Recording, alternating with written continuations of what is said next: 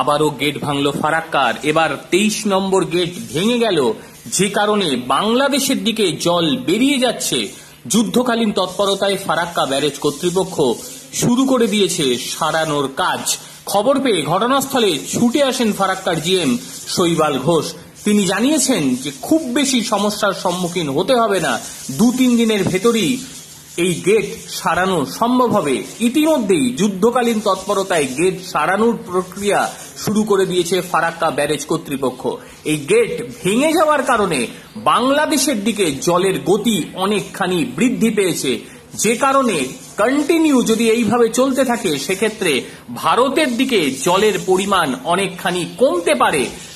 প্রবল জলের চাপ থাকার কারণেই এই দুর্ঘটনা। বারংবার ফারাক্কা ব্যারেজের গেট ভেঙে যাওয়ার কারণে রীতিমতো এই নিয়ে উঠেছে প্রশ্ন, কি কারণে একাধিকবার ফারাক্কা ব্যারেজের গেট ভেঙে পড়ছে। অপরদিকে ফারাক্কা ব্যারেজের নির্মাণ কাজ চলছে, বিভিন্ন সময়ে এই বিষয় নিয়েও উঠেছে প্রশ্ন। তার মধ্যেই আবারও ভেঙে গেল ফারাক্কা ব্যারেজের গেট, যে কারণে রীতিমতো বিপাকে ফারাক্কা ব্যারেজ কর্তৃপক্ষ। তবে যুদ্ধকালীন তৎপরতায় শুরু করেছে কাজ। শৈবাল ঘোষ কি জানালেন, চলুন শুনে নিই তার বক্তব্য। পলাশ সিংহের রিপোর্ট, এনটিভি WB। ফারাক্কা ব্যারেজের 23 নম্বর গেটের যে দুর্ঘটনা হয়ে জল বেরিয়ে যাচ্ছে বাংলাদেশে, এখন কি অবস্থা? এটা একটা মেয়ার অ্যাক্সিডেন্ট বলা যেতে পারে।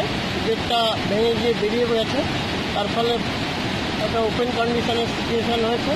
খবর পাওয়া মাত্র আমার লোকজন কাজে লাগিয়ে দিয়েছে এবং we are trying to retrieve the situation যত তাড়াতাড়ি সম্ভব। Hopefully will be able to arrest this situation within a limited period of time, যাতে করে সমস্ত কিছু সুষ্ঠুভাবে চলতে পারে।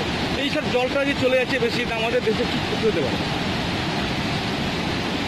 বাংলাদেশের সঙ্গে চুক্তি অনুযায়ী 50% জল আমাদের এমনিতেই ছাড়তে হয়। এই গেটটা ভেঙে যাওয়াতে হয়তো একটু বেশি পরিমাণে জল যাবে, বাট আমাদের পুরো প্রচেষ্টা চলছে যত তাড়াতাড়ি সম্ভব সেটাকে কমিয়ে দিয়ে আমরা সিচুয়েশনটাকে পুনর্ব্যবস্থায় বহাল করে নেব। কতদিন লাগতে পারে মোটামুটি গেটটা রিপেয়ার হতে? এটা কাজের প্রোগ্রেস অনুযায়ী আমরা চেষ্টা করছি 4-5 দিনের মধ্যে করে দিতে। এই জলের এই যে ফ্লোটা যদি বাদ যাওয়ার জন্য কি আমাদের এনটিভিতে কোনো কিছু প্রবলেম ক্ষতি হতে পারে বিদ্যুৎ ক্ষেত্রে? হ্যাঁ, এই যদি সাস্টেইন লং টাইমে বেরিয়ে যেতে থাকে তাহলে একটা এনটিপিসির উপরে প্রভাব পড়বে, বাট আমরা আমাদের পুরোপুরি চেষ্টা চালিয়ে যাচ্ছি একটা এনটিপিসি পাওয়ার প্ল্যান্টের উপরে এর প্রভাব না পড়ে।